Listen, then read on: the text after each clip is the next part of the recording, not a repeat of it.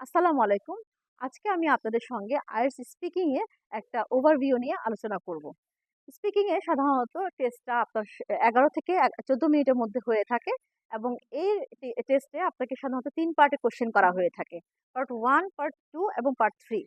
Part 1 এ আপনাকে আপনার personal life এবং আপনার পার্সোনাল লাইফ রিলেটেড কোনো ফ্যামিলিয়ার টপিক, রাইট? ধরেন আপনার আ এ ট্রাভেলিং করতে পছন্দ করেন কিনা, বুক রিড করতে পছন্দ করেন কিনা, আপনি কোথায় জব করেন, আপনার স্টাডি বা আপনার হোম টাউন, এই রিলেটেড টপিক গুলো নিয়ে সাধারণত কোয়েশ্চেন করে থাকে। এই পার্টটা ৪ থেকে ৫ মিনিটের হয়ে থাকে। দেন আপনাকে পার্ট 2 নিয়ে কোয়েশ্চেন করা হবে। এরপর হচ্ছে পার্ট 2। পার্ট 2 তে এক্সামিনার আপনাকে একটা কিউ কার্ড দিবে, যেটাতে আপনাকে একটা স্পেসিফিক টপিকের উপর কোয়েশ্চেন করা হবে। এবং এটার জন্য আপনাকে ১ টা মিনিট সময় দেওয়া হবে প্রিপারেশন নেওয়ার জন্য। একটা পেন এবং একটা পেপার দেওয়া হবে। যদি আপনি কিছু নোট ডাউন করতে চান তাহলে ওই ১ মিনিটের মধ্যেই সেটা করতে হবে। দেন হচ্ছে আপনাকে এক্সামিনার 2 মিনিটস টাইম দিবে ওই টপিকের উপর কন্টিনিউয়াস বলে যাওয়ার জন্য। যতক্ষণ না পর্যন্ত আপনাকে এক্সামিনার থামাচ্ছেন, ততক্ষণ পর্যন্তই কিন্তু আপনাকে কন্টিনিউ বলে যেতে হবে। এরপর আমরা চলে যাচ্ছি পার্ট 3 তে। পার্ট 3 তে আপনাকে পার্ট 2 এর কোয়েশ্চেন রিলেটেড কিছু কোয়েশ্চেন করা হবে এবং এটা একটু ইলাবোরেট করা হয় এবং এই পার্টটাতে আপনাকে অ্যান্সার গুলো একটু ইলাবোরেটলি বলতে হবে রাদার দ্যান পার্ট 1। যেমন ধরেন পার্ট 1 এ যদি আপনি 20 সেকেন্ডে একেকটা অ্যান্সার দিয়ে থাকেন, তাহলে এখানে 30 সেকেন্ডের মধ্যে আনসার গুলো বলতে হবে।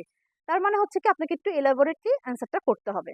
তো এই হচ্ছে পার্ট 1, পার্ট 2, পার্ট 3 এর মধ্যে আপনাকে এই স্পিকিং টেস্টটা নেওয়া হয় ১১ থেকে ১৪ মিনিটের মধ্যে।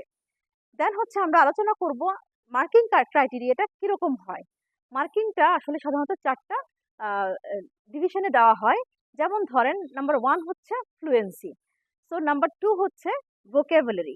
একটু ভোকাবুলারি নিয়ে বলতে চাই। আমরা জানি সাধারণত যে আমাদের আ টপিক ওয়াইজ ভোকাবুলারি ইউজ করতে হবে। কিন্তু একটা মিসকনসেপশন থাকে যে আমাদের অ্যাডভান্স অনেক ভোকাব ইউজ করতে হবে। রেয়ার যেটা ভোকাব সে ধরনের ইউজ করলে না জানি আমরা অনেক ভালো মার্কস পাবো। কিন্তু বিষয়টা হচ্ছে সম্পূর্ণ ভুল। আপনাকে যেই টপিকে কোয়েশ্চেন করা হয়েছে সেই টপিকেই আপনাকে ভোকাব ইউজ করতে হবে। টপিক ওয়াইজ ভোকাবটাই ইউজ করতে হবে। ধরেন আপনি এমন কিছু ভোকাব ইউজ করলেন যেটা ধরেন আপনার হয়তো লিটারেচারেই আমরা পাই। সাধারণত নেটিভরা সেটা ইউজ করে না স্পিকিং এর ক্ষেত্রে। তাহলে সেই ক্ষেত্রে আপনি এই ভোকাবটা ইউজ করতে পারবেন না। তাহলে উল্টা নাম্বার আমার মাইনাস হবে। সো এই ক্ষেত্রে আমাদেরকে খেয়াল রাখতে হবে টপিক ওয়াইজ ভোকাবকে আমি ইউজ করছি কিনা, কতটুকু পারফেক্টলি ইউজ করছি তার উপর আমার মার্কিংটা নির্ভর করবে। এরপর হচ্ছে grammatical range and accuracy. Grammatical range মানে হচ্ছে আমি কতটুকু আ কত রেঞ্জের গ্রামার স্ট্রাকচার শো করতে পারছি। কতটুকু কমপ্লেক্স সেন্টেন্স আমি এখানে ইউজ করতে পারছি।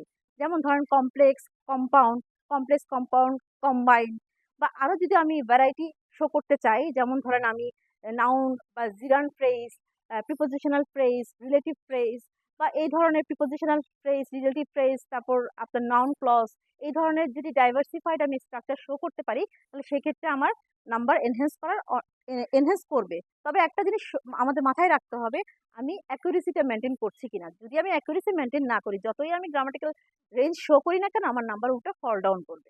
সো আমাদের নাম্বার 1 খেয়াল রাখতে হবে, আমাকে অবশ্যই অ্যাকুরেসি মেইনটেইন করতে হবে। দেন আমি কতটুকু গ্রামাটিক্যাল স্ট্রাকচার শো করতে পারছি, তার উপর আমার ব্যান্ডেজ স্কোরটা ইনক্রিজ করবে। এরপর হচ্ছে আমার প্রোনাউন্সিয়েশন। আপনি কি ব্রিটিশ অ্যাকসেন্টে কথা বলছেন না আমেরিকান অ্যাকসেন্টে, ইট ডাজন্ট ম্যাটার অ্যাকচুয়ালি। আসলে আপনার প্রোনাউন্সিয়েশনটা কি আ ঠিকমতো হচ্ছে কিনা সেটাই হচ্ছে ইম্পোর্টেন্ট। তো আপনি খেয়াল রাখবেন যে আপনার প্রোনাউন্সিয়েশন গুলো শুদ্ধভাবে আপনি কি উচ্চারণ করছেন কিনা, এটার উপরেই জোরদার করা। সো আপনাকে এই প্রত্যেকটা আ ক্যাটেগরির উপর 25% করে মার্কস থাকবে। তো এই হচ্ছে স্পিকিং এর টোটাল একটা ওভারভিউ আজকে আপনাদেরকে দিলাম। পরবর্তীতে কোনো একটা নতুন টপিক নিয়ে আবার দেখা হবে ইনশাল্লাহ। সেই পর্যন্ত আমার সাথে থাকুন।